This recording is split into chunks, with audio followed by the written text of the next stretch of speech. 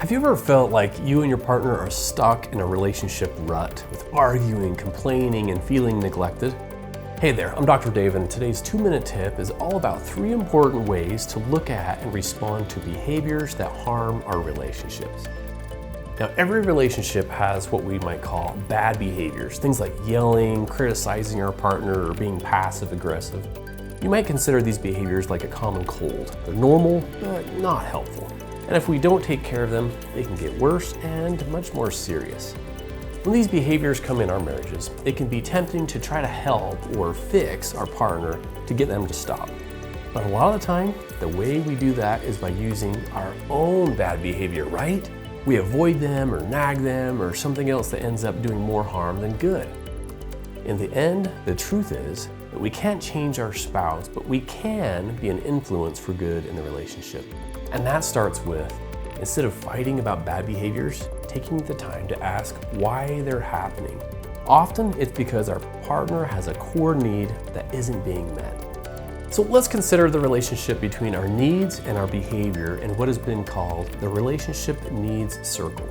At the center of the circle, we have our needs, things like respect, security, love, and connection, and acceptance. We also have a need for autonomy, competence, and progress. We all have these needs, and when they go unmet, it tends to lead to the next circle out, which is strong primary emotions like shame, loneliness, fear, and hurt. These emotions can be hard to recognize and to talk about, so sometimes we ignore them or don't even realize that they're there.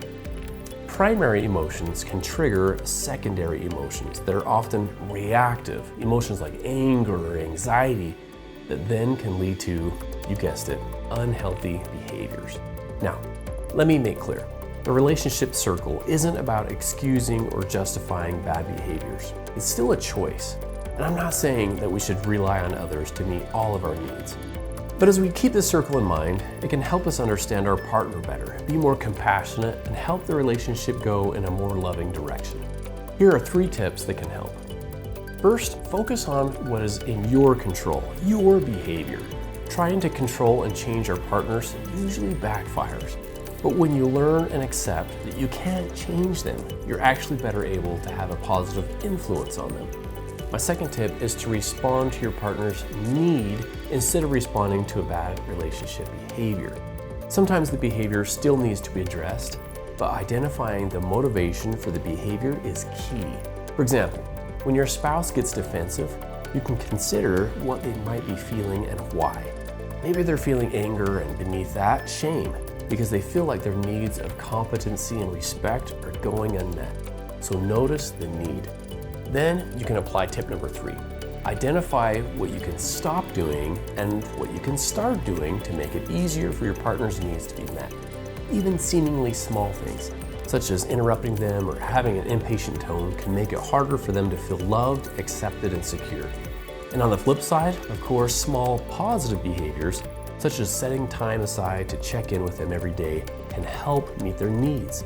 So apologize for and try to stop your hurtful behaviors and start doing the helpful ones more. Now, putting these steps into action isn't an overnight process. It takes time and consistent effort, but it's worth it. Often one partner turning toward the other and helping meet their needs can help the other to do the same.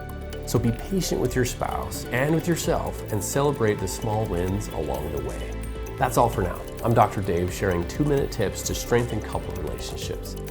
For more tips and resources, be sure to visit strongermarriage.org.